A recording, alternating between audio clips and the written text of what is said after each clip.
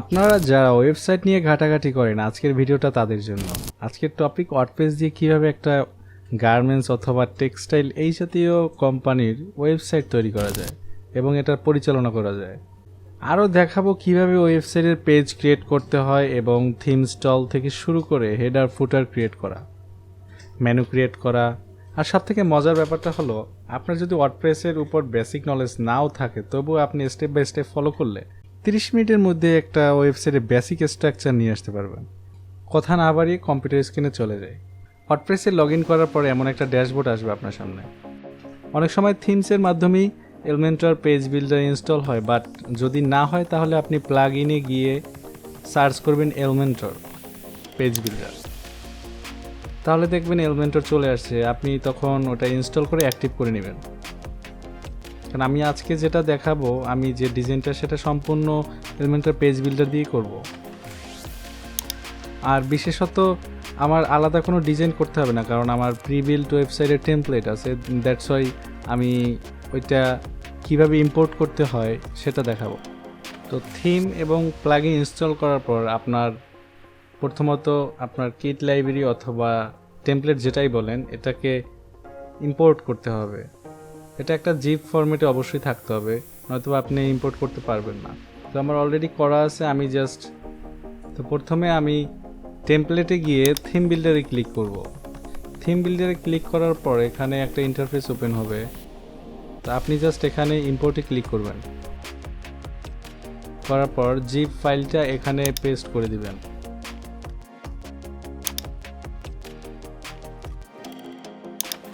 করার পর কিছুক্ষণ প্রসেসিংয়ের জন্য টাইম নিতে পারে।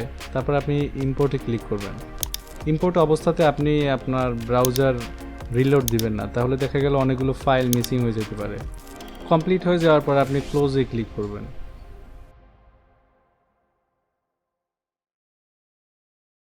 তো ফার্স্টে আমি একটা পেজ ক্রিয়েট করব, তার জন্য পেজের ওপর হোভার করলে অ্যাড নিউ অপশনটা আসবে। আপনি জাস্ট ক্লিক করবেন, করার পর এখানে আমরা জাস্ট হোম পেজ অথবা হোম লিখব। দেখার পর উপরে দেখতে পাবেন এডিট উইথ এলিমেন্টর একটা অপশন আছে। ক্লিক করার পর আপনার ডিরেক্ট এলিমেন্টর থিম বিল্ডার চলে যাবে। তো ওখানে যাওয়ার পর দেখবেন বিভিন্ন সেকশন আছে যেখানে আপনি স্টেপ বাই স্টেপ আপনার পেজে ডিজাইন করতে পারেন। তো তার জন্য এখানে ফোল্ডার আইকনটা ক্লিক করতে হবে। ক্লিক করার পর দেখবেন এখানে মাই টেমপ্লেটস নামে একটা অপশন আছে, ওখানে ক্লিক করবেন। দেখতে পাবেন আপনার ইম্পোর্ট করা এই যে পেজগুলো অথবা আপনি যে জিপ ফাইলটা ইম্পোর্ট করলেন সেটা এখানে সম্পূর্ণ চলে আসছে। তো এখানে আপনি হোম পেজ ডিজাইনটা খুঁজে নেবেন, খোঁজার পর এটাকে ইম্পোর্ট করবেন। ইম্পোর্ট করার পর সম্পূর্ণ ডিজাইনটাই পেজে চলে আসবে। তো আপনি জাস্ট এখানে আপনার টেক্সট অথবা আপনার ক্লায়েন্ট যে রিকোয়ারমেন্টের অনুযায়ী আপনি এই জায়গায় টেক্সটটা চেঞ্জ করতে পারবেন। আপনি চাইলে ইমেজও চেঞ্জ করতে পারবেন, সম্পূর্ণ পেজের কালারটাও চেঞ্জ করতে পারবেন। তো এখানে জাস্ট বেসিক স্ট্রাকচার কী থাকতে হয় একটা গার্মেন্টস অথবা টেক্সটাইল ডিপার্টমেন্টে, তো এখানে বেসিক স্ট্রাকচারগুলো দেওয়া আছে, আপনি আপনার মতন ডিজাইন করে নেবেন। তো ডিজাইন করার পর আপনি পাবলিশে ক্লিক করবেন।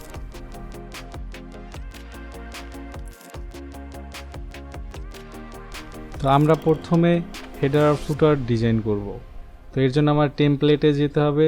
টেমপ্লেটে যাওয়ার পর থিম বিল্ডারে ক্লিক করতে হবে। তো এখানে দেখবেন অনেক ধরনের অপশন আছে, আপনার প্রোডাক্ট পেজের ডিজাইন থেকে শুরু করে আপনার সিঙ্গেল পোস্টের ডিজাইনটা কিভাবে হবে আপনি সেই পেজটার ডিজাইন মানে কন্ট্রোল করতে পারবেন এখান থেকে, ডিজাইন কন্ট্রোল।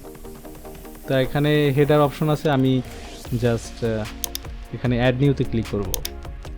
অ্যাড নিউতে ক্লিক করার পর আমার কাছে আবার সেম পপ আপটা আসবে। তো এখান থেকে আমি আমার টেমপ্লেট সিলেক্ট করব।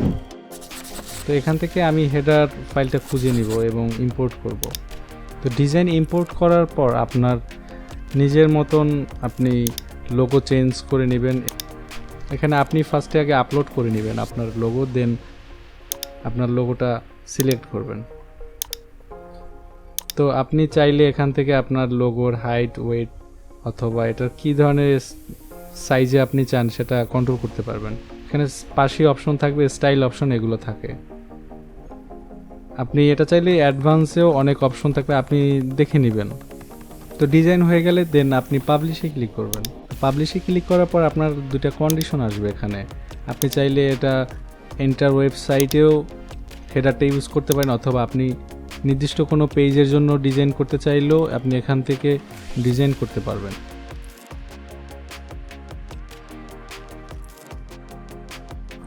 তো হেডার ফুটারটা কমপ্লিট হয়ে গেলে আমার দেখা গেল 60% কাজ হয়ে গেছে। তো এখন জাস্ট আমার মেনুটা নিয়ে আসতে হবে। তো ড্যাশবোর্ডে যাওয়ার পর অ্যাপিয়ারেন্সে হোভার করলে আপনার মেনু অপশনটা চলে আসবে। আপনি সিম্পলি ক্লিক করবেন। ক্লিক করার পর আপনার এমন একটা ইন্টারফেস আসবে, আপনি নতুন একটা মেনু ক্রিয়েট করে নেবেন। আমি একটা নাম দিলাম, দেওয়ার পর আমি এখানে এটা প্রাইমারি মেনু হিসেবে সিলেক্ট করে দেন ক্রিয়েট অপশনে ক্লিক করব। করার পর এখানে যখন ক্রিয়েট হয়ে যাবে দেন এখানে এই পেজে অপশনে গিয়ে আপনি আপনার পেজগুলো সিলেক্ট করতে পারবেন। কয়টা পেজ আপনি চান যে শো করবে, উপরে ক্লিক করে অ্যাড টু মেনুতে ক্লিক করবেন। করার পর আপনার পেজগুলো চলে আসবে, দেন আপনি সেভ মেনুতে ক্লিক করবেন।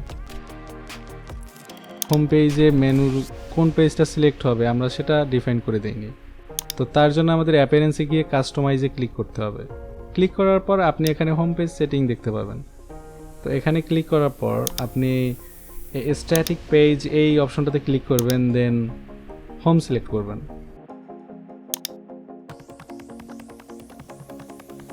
তো দেখেন আপনার হোম পেজটা চলে আসছে। তো আপনি এভাবে সব ডিজাইনগুলো নিয়ে আসতে পারবেন। তো আমি এখানে র্যান্ডম ভিডিও আপলোড করব বিভিন্ন টপিকের উপর। দেখা গেল গ্রাফিক্স ডিজাইন থেকে শুরু করে আমি যতটুকু নিজে জানি সেগুলো বলার চেষ্টা করব এখানে। তো আপনাদের কোনো টপিক থাকলে অবশ্যই আমাকে সাজেস্ট করবেন কমেন্টে, তো আমি আপনাদের প্রত্যেকের কমেন্টগুলো চেক করব। আর অবশ্যই ভিডিওতে লাইক দিবেন এবং সাবস্ক্রাইব করে রাখবেন, আর অবশ্যই নোটিফিকেশন বাটন অন করতে ভুলবেন না। দেখা হবে নেক্সট কোনো ভিডিওতে। থ্যাংক ইউ, আল্লাহ হাফেজ।